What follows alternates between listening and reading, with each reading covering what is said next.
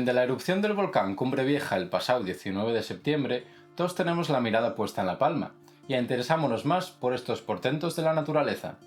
Por ello, para infusarnos de lleno unos volcanes, hoy agüellamos el documental Dentro del volcán, de Werner Herzog.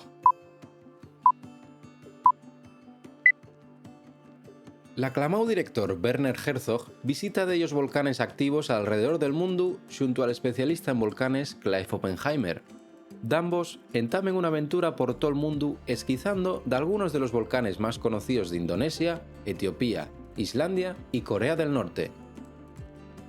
Relacionándose con científicos y a indígenas de cada zona, busquen entender la compleja y antigua conexión que existe entre los seres humanos y una de las grandes maravillas de la naturaleza.